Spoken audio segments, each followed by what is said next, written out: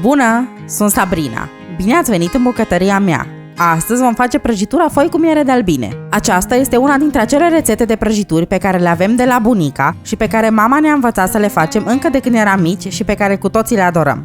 Haideți să vedem ingredientele și modul de preparare. Pentru foi vom avea nevoie de 50 de grame de unt, 220 de grame de zahăr, 150 de ml de lapte, 300 de grame de făină, un ou, o linguriță de bicarbonat de sodiu, o linguriță de oțet și 3 linguri de miere. Punem o cratiță pe foc. În ea punem laptele, zahărul, mierea și untul. Amestecăm din când în când cu o lingură de lemn până când începe să fiarbă.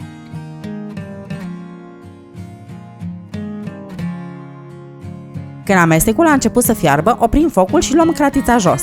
Punem peste făina și amestecăm până când s-a omogenizat.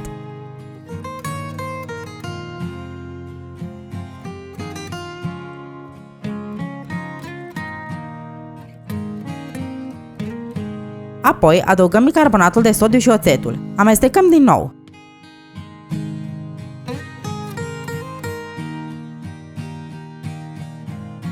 La urmă adăugăm și oul și îl încorporăm și pe el în compoziție.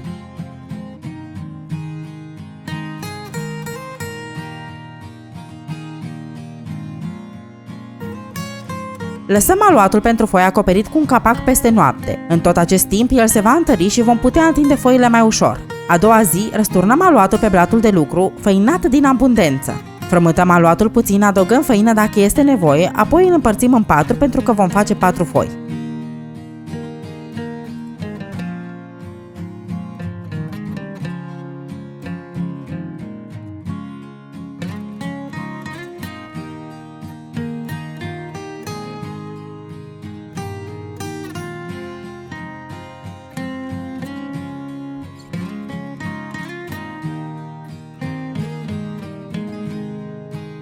Formăm fiecare bucată de aluat într-un cilindru. Acest aluat este foarte moale, de aceea trebuie să lucrăm cu multă făină pe blatul de lucru și peste aluat.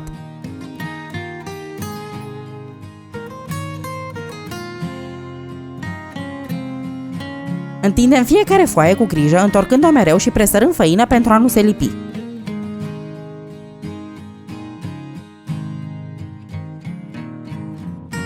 Rulăm foaia pe sucitor și o punem într-o tavă unsă și tapetată cu făină sau putem să le coace și pe fundul tăvii pentru a le scoate mai ușor.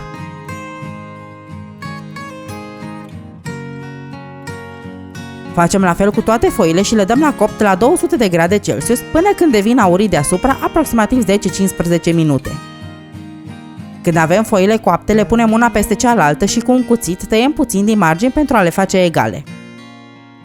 Acum ne vom ocupa de cremă pentru care vom avea nevoie de 200 de grame de zahăr, o budincă de vanilie, 400 de ml de lapte și 300 de grame de unt cu 80% grăsime. Punem peste zahăr praful pentru budincă și 5 linguri din cantitatea de lapte. Amestecăm până când se formează o pastă.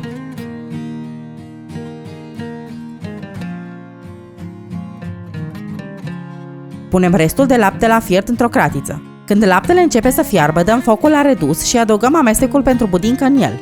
Cu o lingură de lemn amestecăm continuu până când începe să se îngroașe.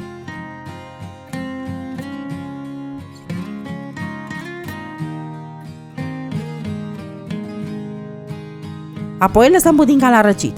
Când este rece, spumăm untul cu mixerul și adăugăm câte o lingură din budincă, mixând bine după fiecare adaos până când am terminat toată budinca.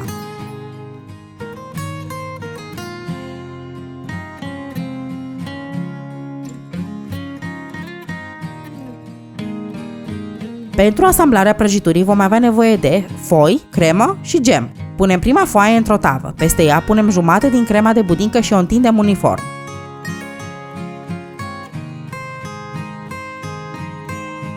Apoi punem cea de-a doua foaie peste care întindem gem. Eu am pus dulceață de nectarine făcută de bunica, dar puteți folosi ori de care doriți. Punem și cea de-a treia foaie și cealaltă jumătate de cremă, apoi ultima foaie.